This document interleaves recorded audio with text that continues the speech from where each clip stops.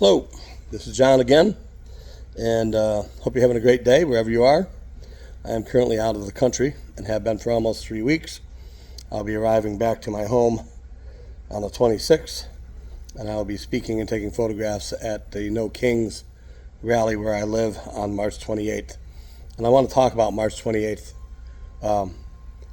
to people who are concerned about what's happening in our nation. So I'm going to throw some numbers out, so bear with me. In the 2024 presidential election, at the time there were 238,220,193 registered voters. That means we had almost 240 million people that were eligible to vote, and about 152 million people showed up. That means we had a shortfall of almost 90 million. So of the people that showed up, 77,302,580 voted for Mr. Trump, who's our current president. Of those people who showed up, 75,017,613 voted for Kamala Harris. The difference was in the popular vote, 2,285,000. I mean, it wasn't even 2,300,000 people. So those are big numbers. So I'm going to break it down in some percentages for you. Trump received 32.4% of the popular vote. Harris received 31.4% of the popular vote.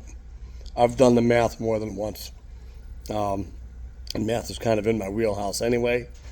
So what that meant was that the popular vote, he won by 1% of the total number of voters who actually voted. He won by 1%. He likes to say, I won in a landslide. He didn't. The only thing that won in a landslide wasn't Trump, and it wasn't Harris. It was the number of registered voters that did not vote. 85,900,000 registered voters did not vote. That's 37.6%. Trump won with 32.4%. So the people who didn't vote that were registered beat him by over 5%. Now, if you add those numbers up, you say, gee, that only adds up to 97%, John. So what's going on with your math? Well, I'll tell you what's going on with my math. There was another 7 million people in this nation who were eligible to vote that didn't even register to vote. That means 93 million eligible voters didn't vote in an election that was decided in a popular vote by less than 2,300,000. So March 28th is coming up, and it's the next really big nationwide No Kings rally. And I don't know where people are. I don't. I mean, you read, I've been to these. I've been going to them for 2 years, as many of you have.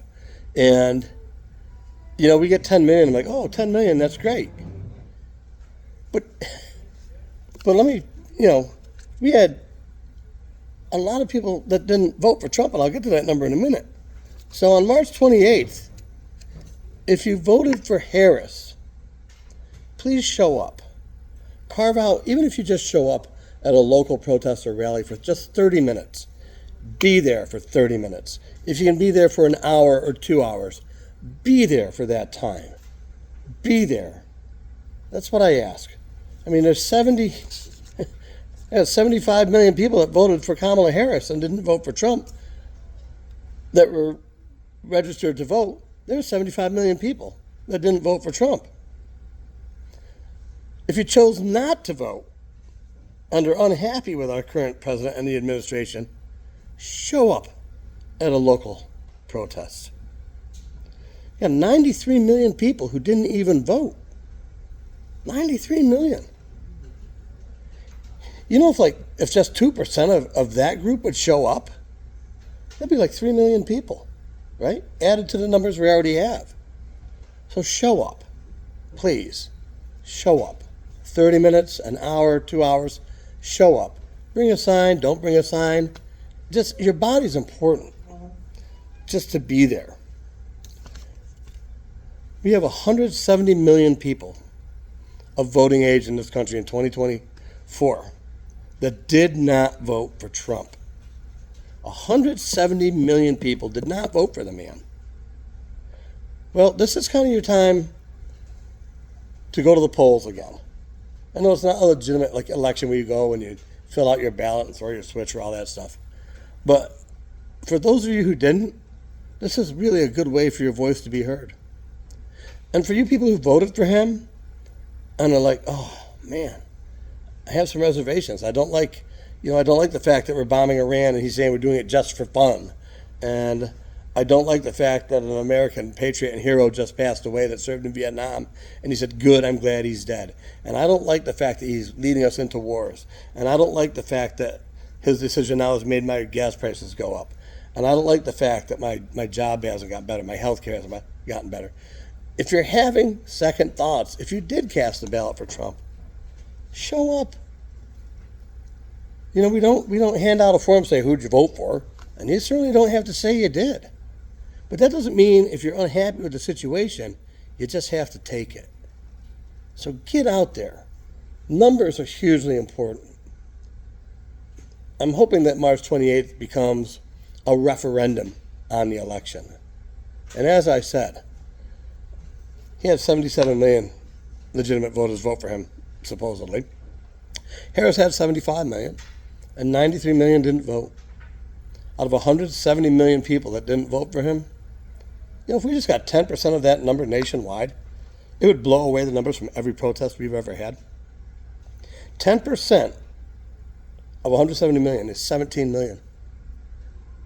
So here's what I'm asking you. If you couldn't show up at the polls when it was time to vote, and I get your frustration, I understand it, I live it.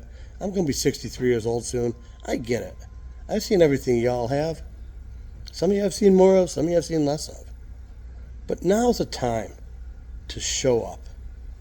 So take that 30 minutes, 60 minutes, 2 hours, whatever you can give of your time, and be present. That's what I'm asking. I'm begging you. For the sake of our nation, we're at a crossroads right now, whether you want to admit it or not. We are. So, there's this Bob Marley song, and Bob Marley said, get up, stand up. Well, Saturday, March 28th, it'll be time to get up and stand up for our nation, and for our Constitution, and for our country. So I hope you have the day you deserve, and I hope you deserve a good one, and I hope you'll go out there on March 28th and be surrounded by like-minded people and bring a friend and have that camaraderie and be peaceful and be safe. All right, that's all I got.